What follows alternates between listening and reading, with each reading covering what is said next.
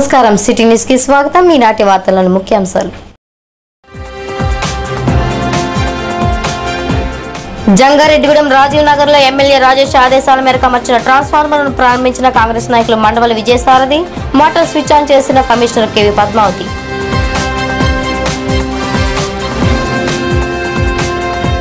Jangareddygudem bypass రోడ్లో ఉన్న మొక్కజొన్న చెరుకు తోటల్లో పందుల బెడద నుండి కాపాడాలని కోరుతున్న రైతులు.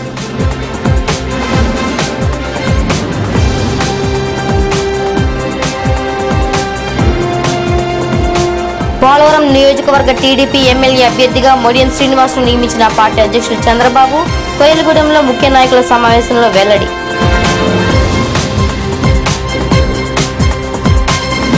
జంగారెడ్డిగూడెంలో ఐకేపీ యానిమేటర్ల దీక్షలకు మద్దతు పలికిన టీడీపీ నాయకులు. ఒక యానిమేటర్ స్ఫూర్ తప్పి ఆసుపత్రిలో చేరిక.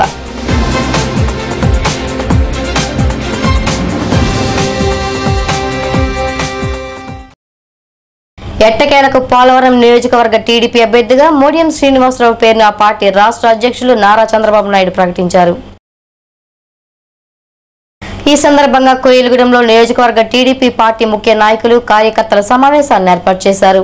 ఈ సమావేశానికి నిడదవోలు ఎమ్మెల్యే బూరుగుపల్లి శేషారావు, తాడేపల్లిగూడెం నియోజకవర్గ ఇన్ఛార్జ్ ముల్లపూడి బాపిరాజు, ఆ పార్టీ జిల్లా ఉపాధ్యక్షులు నందిన హరిశ్చంద్ర, జిల్లా తెలుగు యువత అధ్యక్షులు పెనుమతి రామ్కుమార్ తదితరులు పాల్గొన్నారు. సమావేశానికి కోయిలగూడెం మండల అధ్యక్షులు పారేపల్లి రామారావు అధ్యక్షత వహించారు. ఈ సందర్భంగా పలువురు నాయకులు మాట్లాడుతూ పోలవరం ఉప ఎన్నికల్లో యువకులు ఉత్సాహవంతులైన మొడియం శ్రీనివాసును పార్టీ నిలబెట్టడం హర్షణీయమని తెలియజేశారు. నియోజకవర్గంలో పోలవరం, కోయిలగూడెం, బుట్టాయిగూడెం, టీ నర్సాపురం మండలాల్లో పార్టీకి మంచి పట్టు ఉందని, ఈ ఎన్నికల్లో 10,000 ఓట్ల పైన మెజార్టీ వస్తుందని అభిప్రాయం వ్యక్తం చేశారు.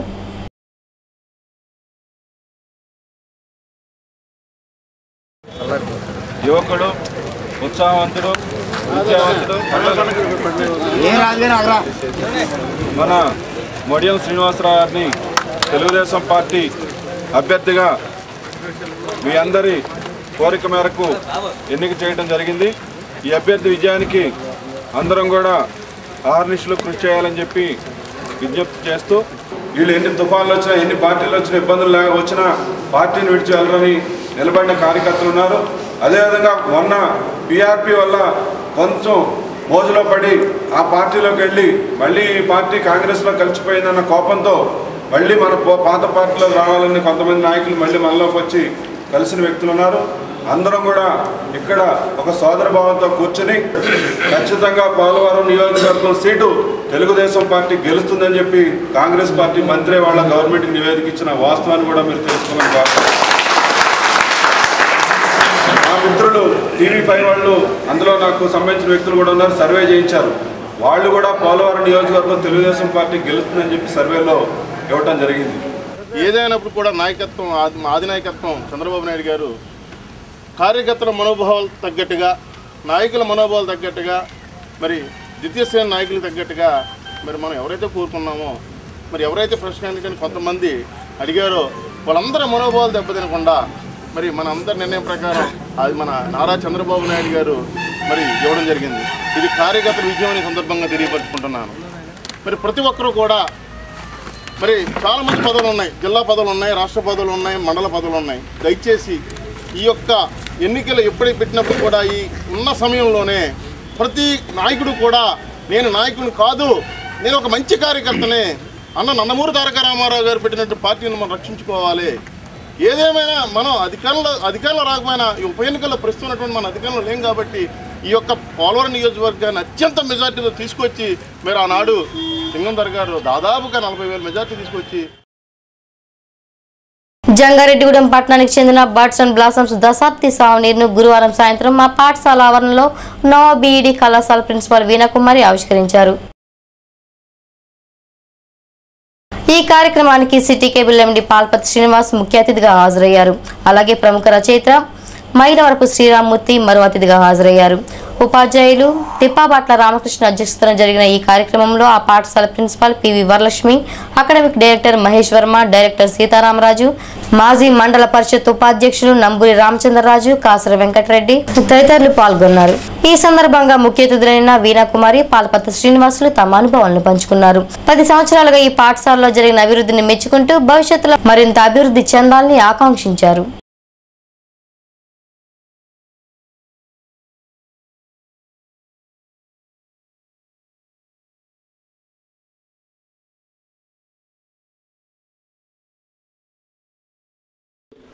చెప్పాల్సింది ఏంటంటే, నాకు తెలిసినంత వరకు ఇటువంటి స్కూల్స్ ఫంక్షన్స్కి ఒక మీడియా వ్యక్తిగా కానీ, ఒక బిజినెస్ వ్యక్తిగా కానీ, ఒక చదువుకున్న గ్రాడ్యుయేట్గా నన్ను ఒక వ్యక్తిని కూడా ఒక ముఖ్య అతిథిగా పిలవడం అనేది నిజంగా నాకు చాలా ఆనందంగా ఉంది. అయితే నాకు ఎంతవరకు తెలుసు అంతవరకు నేను దీని గురించి ఉద్దేశించి చెప్పగలను. ఇలా 10 సంవత్సరాల్లో వాళ్ళు సాధించిన విజయాలను ప్రింట్ చేసి బుక్ రూపంలో రాబోయే తరాల వారికి, వాళ్ళ స్కూల్లో చదివే పిల్లలకి ఇవ్వడం వల్ల ఇందులో ఆల్రెడీ అచీవ్మెంట్ ఈ 10 సంవత్సరాల్లో వీళ్ళ స్కూల్ తరపున ఎవరైతే మంచి అచీవ్మెంట్స్ అంటే ఇందా మేడం చెప్పారు 3 సంవత్సరాల్లో ఒక పాప బాబు ఇంగ్లీష్ పోయం రాశారని. అలా మ్యాథ్స్లో యూసీ మ్యాథ్స్ అని వీళ్ళు కొత్తగా మన జంగాలను ఇంట్రడ్యూస్ చేసినప్పుడు చాలా వింతగా ఆశ్చర్యంగా నేను ఫీల్ అయ్యాను. యాక్చువల్గా నేను చదువుకునే రోజుల్లో మ్యాథ్స్ టోటల్ ఫస్ట్ నేనండి. నా లెవెల్స్లో నేను చదువుకునే వరకు నాకు మ్యాథ్స్ అంటే చాలా ఇష్టం. అలాగా మ్యాథ్స్లో మేము చదువుకునే రోజుల్లో అయితే టేబుల్స్ ప్రిపేర్ అవ్వాల్సి ఉండేది, లేదంటే క్యాలిక్యులేటర్స్ మీద డిపెండ్ అవ్వాలి. ఇంజనీరింగ్ వచ్చిన తర్వాత లేదంటే ఇప్పుడు క్యాలిక్యులేటర్ మీద మ్యాథ్స్ ఆ క్యాలిక్యులేషన్ చూడాలి. కానీ ఈ మేడం గారు యూసీ మ్యాథ్స్ జంగారెడ్డిని ఇంట్రడ్యూస్ చేసి అటువంటి ఇబ్బందులే లేకుండా తక్కువ ట్రైన్ అప్లోనే ఎంత పెద్ద క్యాలిక్యులేషన్ అయినా వాళ్ళు చాలా త్వరగా క్యాలిక్యులేట్ చేసి చెప్పగలుగుతున్నారంటే ఈ యొక్క కొత్త విధానానికి హ్యాట్స్ ఆఫ్ నాకు. అలాగే ప్రిన్సిపల్ పివి వరలక్ష్మి మాట్లాడుతూ తమ పాఠశాల విద్యార్థులు ఈ సావనీరులో కథలు, పొడుపు కథలు, బొమ్మలు వేశారని, 3వ తరగతి విద్యార్థి కూడా ఇంగ్లీష్ పోయం రాశాడని చెప్పారు. With the help of teachers and parents, they could do a wonderful job. 3rd class పిల్లలు పోయం రాయడము అన్నది కూడా చాలా బాగా జరిగింది. అదే ఒక మెమరీగా పెట్టుకోవడానికి just because we have finish 10 years the సాంగ్ని రిలీజ్ చేయడం అన్నది జరిగింది. సో ఇప్పుడు వీళ్ళు తీసుకున్న డెసిషన్ ఆర్ ఇక్కడ ఇందులో ఉన్న పిల్లల క్రియేటివిటీ చూసి ఫర్దర్గా ఇన్ కమింగ్ ఇయర్స్ మిగతా స్టూడెంట్స్ని కూడా అది ఇన్స్పైర్ చేసి ప్రతి ఒక్కళ్ళకి ఒక టాలెంట్ ఉంటుంది. సో దీని ద్వారా మనం ఆ టాలెంట్ అన్నది మనం బయటకి తెప్పించవచ్చు అన్న ఒక ఉద్దేశంతో ఇది రిలీజ్ చేయడం జరిగిందనమాట. ఇక్కడ ఏంటంటే పేరెంట్స్, టీచర్స్ అందరూ కూడా చాలా బాగా కోఆపరేట్ చేశారు. I'm very much satisfied. అది మాత్రం మేము అనుకున్న దానికంటే బాగా. జంగారెడ్డిగూడెం పట్టణంలోని బైపాస్ రోడ్లో శ్రీరామ డిస్టిలరీ సమీపంలో పట్టణానికి చెందిన నిమ్మగడ్డ సత్యనారాయణ అనే రైతు 10 ఎకరాల మొక్కజొన్న చెరుకు సాగు చేస్తున్నారు. ఈ పంటలను పందులు గుంపులుగా వచ్చి పంటంతా నాశనం చేస్తున్నాయని ఆవేదన వ్యక్తం చేస్తున్నారు. ఒక పక్క విద్యుత్ సక్రమంగా లేకపోవడంతో అంతంత మాత్రంగా పండితే, మరో పక్క ఈ పందులు పంటలను నాశనం చేస్తున్నాయని, మొక్కజొన్న కండెలు తినేస్తూ చెరుకు పంటలను తొక్కేస్తున్నట్లు చెబుతున్నారు. వాటిని కొట్టడానికి ప్రయత్నిస్తుంటే అవి ఎదురు తిరుగుతూ దాడి చేస్తున్నాయని మరో రైతు చెబుతున్నాడు. నగర పంచాయతీ కమిషనర్ స్పందించి పందుల నుండి కాపాడాలని కోరుతున్నారు. మేము ఎన్నో బాధలు పడి, ఎన్నో కష్టాలు పడి మేమేదో కౌలుకో భూములకో ఏదో వ్యవసాయం చేసుకుంటున్నామండి. అలాగే ఏదో వ్యవసాయం చేసుకుంటున్నాం కదా అంటే కరెంటు అంతంత మాత్రంగా ఇస్తున్నారు. రైతులకి కరెంటు అసలు న్యాయం చేయకూర్చట్లేదు.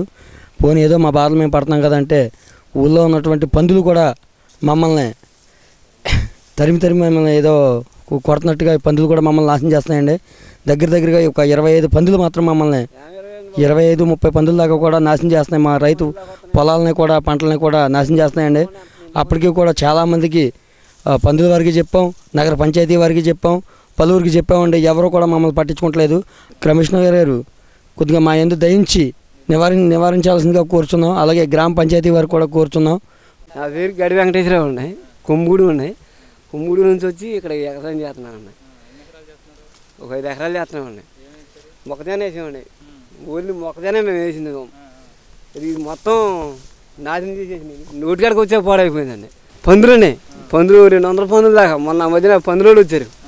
2 రోజులు వచ్చి ఆ పందులు మరి ఆఫ్ చేస్తారా లేకపోతే మేము ఏదైనా పెట్టి చేయాలా అంటే ఏం చేయక్కర్లా మేము వచ్చి పట్టేస్తాం అని 3 తెల్లారి మళ్ళీ వచ్చి మరి ఏంటంటే ఈ పందుతాడు మమ్మల్ని కట్టుతాను మేమేం చేయము, మరి మీరు ఎలాగ హ్యాండ్ చేస్తారో చేయండి, మీరు ఇస్తాం, మరి మేము హ్యాండ్ చేయలేము అని అన్నాడు. నన్ను కరిచిందేను బాబు. ఇదిగో మచ్చ తూరినా కానీ వెళ్తలేదయ్యా, మీదకి వచ్చేసింది, పడిపోయాను గట్టు మీద నుంచి. జంగారెడ్డిగూడెం పట్టణానికి చెందిన రాజాన రాములమ్మ పేరు మీద ఉన్న విద్యుత్ కనెక్షన్ విద్యుత్ శాఖాధికారులు తొలగించారని తెలుగుదేశం నాయకులు రాజాన పండు సిటీ న్యూస్ కు తెలిపారు. ఈ సందర్భంగా ఆయన సిటీ న్యూస్ తో మాట్లాడారు. విద్యుత్ శాఖ వల్ల ఎవరికైనా ఇబ్బందులు తలెత్తితే తమ పార్టీ సహకారంతో సమస్యలను పరిష్కరించడానికి కృషి చేస్తామన్నారు. ఈ కార్యక్రమంలో ఆ పార్టీ మండల అధ్యక్షులు అట్టూరి సురేష్, మైనార్టీ సెల్ నాయకులు షేక్ ముస్తఫా, అబ్బిన దత్తాత్రేయ, పెనుమతి రామ్కుమార్, మందపల్లి లక్ష్మయ్య, కాసాని ప్రసాద్, దూబే దేవానంద ప్రసాద్, గంటా రామారావు తదితరులు పాల్గొన్నారు. సబ్ డివిజన్ అయిన ఎలక్ట్రికల్ సర్వీస్ నెంబర్ వచ్చి 425. జంగారెడ్డిగూడెం పుట్టినప్పుడు వచ్చిన సర్వీసుల్లో మొదటి సీరియల్లో వచ్చింది నెంబరు 425 నెంబరు. దానికి సంబంధించి ఎడిషనల్ లోడ్ కట్టాలని చెప్పేసి డిపార్ట్మెంట్ వాళ్ళు 7/6/2006లోని మాకు ఎడిషనల్ లోడ్ కట్టాలని చెప్పేసి 3,250 రూపాయలు కట్టాలని చెప్పేసి అప్పుడు నోటీస్ పంపించారు, డిమాండ్ నోటీసు. వాళ్ళకి అప్పుడు మేము 3,250 రూపాయలు కట్టడం జరిగిన తర్వాత ఒక 3 సంవత్సరాలు పోయిన తర్వాత మళ్ళీ మీరు 3,250 కట్టాలని చెప్పేసి మళ్ళీ మాకు డిమాండ్ నోటీస్ రావడం జరిగింది 2011 ఆగస్టులోని. అంత క్రితం మేము కట్టింది డిమాండ్ నోటీసు మనం సెలైన కట్టింది నాకు కనబడకుండా ఏం చేయాలో తెలియని పరిస్థితిలో నేను ఉండి అప్పుడు మళ్ళీ నేను యూనియన్ బ్యాంకులోని ఆగస్టు 2 3,250 రూపాయలు సెలాన్ తీసి మళ్ళీ డిపార్ట్మెంట్ వాళ్ళకి కట్టడం జరిగింది.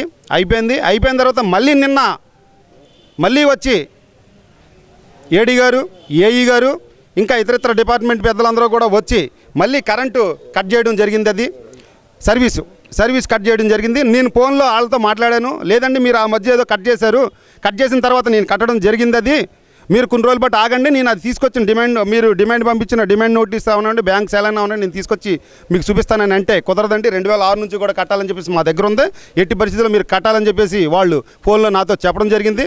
సరేలే ఒకవేళ కట్టాలి ఏమో అని చెప్పేసి నేను డిపార్ట్మెంట్ ద్వారా మళ్ళీ 3,250 రూపాయలు సెలైన్లో తీయడం జరిగింది. అది డీడీ తీయడం జరిగింది. ఎందుకన్నా మంచిదని చెప్పేసి నిన్న డీడీలు ఇస్తానికి స్వతహాగా నేనే వెళ్ళి ఎందుకని మంచిదని చెప్పేసి నెట్లోకి వెళ్తే అంత క్రితం మనం కట్టిన నోటీసులు అన్నీ కూడా మనం కట్టిన సెలైన్లో అమౌంట్ అంతా కూడా రికార్డెడ్గా వాళ్ళే నాకు మీరు కట్టారండి మళ్ళీ ఎందుకు తీసుకొచ్చారని చెప్పేసి వాళ్ళే నాకు ఇవ్వడం జరిగింది.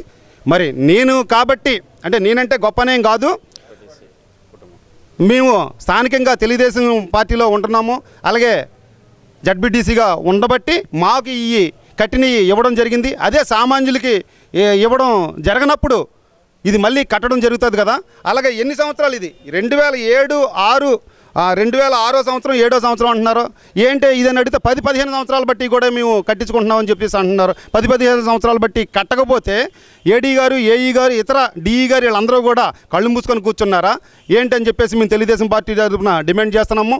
అలాగే మా తెలుగుదేశం పార్టీ తమ పిల్లలను ప్రైవేట్ పాఠశాలలో చేర్పించాలనుకునే పేద తల్లిదండ్రుల ఆశ నెరవేరబోతుంది. ప్రైవేట్ పాఠశాలలో పేద విద్యార్థులు ఉచితంగా విద్యను అభ్యసించే అవకాశం కల్పిస్తూ దేశంలోని అత్యున్నత న్యాయస్థానం సుప్రీంకోర్టు తీర్పునిచ్చింది. దేశవ్యాప్తంగా ప్రైవేట్ పాఠశాలలో 25% సీట్లను పేదలకు ఇచ్చి తీరాల్సిందేనని సుప్రీంకోర్టు స్పష్టం చేసింది. దీంతో విద్యా హక్కు చట్టాన్ని సుప్రీంకోర్టు సమర్థించింది. 1వ తరగతి నుండి 8వ తరగతి వరకు అయ్యే ఖర్చును ప్రభుత్వం భరిస్తుంది. ఎటువంటి డొనేషన్లు పేద విద్యార్థులు కట్టనవసరం లేదు. పాఠశాలలు ఎటువంటి ఇంటర్వ్యూలు గానీ ప్రవేశ పరీక్షలు గానీ నిర్వహించకూడదు. అయితే ఈ విధానాన్ని ప్రవేశపెట్టడం వల్ల అధిక సంఖ్యలో తమ పిల్లలకు అవకాశాలు కల్పించాలని ముందుకు వస్తారు. దీంతో మరిన్ని చిక్కులు వచ్చే అవకాశాలు లేకపోలేదు. అందువల్ల ఓసీ, బీసీ, మైనార్టీ విద్యార్థుల తల్లిదండ్రులు సంవత్సరం ఆదాయం 60,000కు మించకూడదని ప్రాథమిక విద్యాశాఖ 2010లో జారీ చేసిన జీవో 44 ప్రకారం అనాథలకు, హెచ్ఐవి బాధిత విద్యార్థులకు, వికలాంగులకు 5%, ఎస్సీ కులాల విద్యార్థులకు 10%, ఎస్టీలకు 4%, బీసీ, మైనార్టీ, ఓసీలకు 6% కేటాయించాలి. ప్రస్తుతం ప్రభుత్వ గురుకులాల్లో, నవోదయ పాఠశాలలోనూ నిర్వహించే లాటరీ పద్ధతులను ఈ విధానంలో కూడా అనుసరిస్తారు. రాష్ట్ర వ్యాప్తంగా ఈ విధానాన్ని అమలు చేయడం వల్ల 93.16 కోట్ల రూపాయల రాష్ట్ర ప్రభుత్వానికి ఖర్చు అవుతుందని విద్యాశాఖ అంచనాలు వేసింది. 2012-13 విద్యా సంవత్సరం నుండి ఇది అమల్లోకి వస్తుంది. ఈ విధానం విధి విధానాల గురించి ప్రభుత్వం జిల్లా స్థాయి విద్యా శాఖ అధికారులకు పంపించాల్సి ఉంది. ప్రతి విద్యా సంవత్సరం ఇలా 25% పేద విద్యార్థులకు ప్రైవేటు పాఠశాలలో అవకాశం కల్పిస్తే ముందు గ్రామీణ మారుమూల ప్రాంతాల్లో ఉన్న ప్రభుత్వ పాఠశాలల నిర్వహణ ఇబ్బందికరంగా మారే పరిస్థితి నెలకొంటుంది.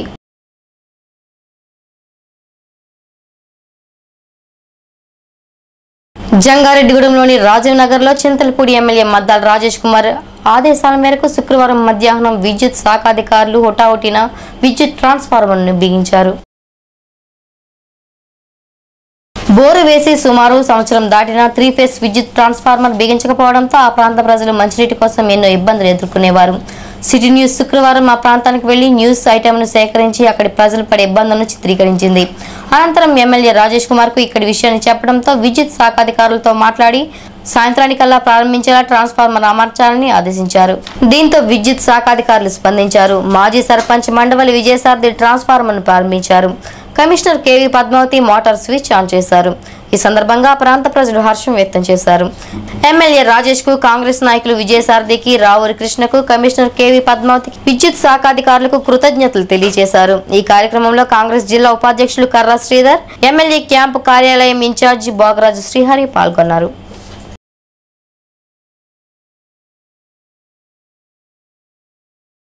ఇదివరకు ఎమ్మెల్యే గారికి చెప్పామండి, ఇంకా అప్పుడు జరగలేదండి. ఇప్పుడు మళ్ళీ ఎమ్మెల్యే గారు స్పందించి సిటీ కేబుల్ ద్వారాగా మాకు ఇక్కడ ట్రాన్స్ఫార్మర్ వేశారండి. ఈ రాజీవ్ నగర్లోని మాకు ఇప్పుడు నీళ్లు వస్తాయండి. సోమబాబు గారి ద్వారాగా చేశారండి. ఇంకేం చెప్పాలి, కమిషనర్ గారు సోమబాబు గారు, రావూరి కృష్ణ గారు, సిటీ కేబుల్ ద్వారాగా ఇది జరుగుతూ అయిందండి. ఇంకా మాకు ఇంకా ఈదిలో కూడా ఒక పైపు అయితే ఇంకా మాకు ఇంకా సంతోషంగా ఉంటుందండి.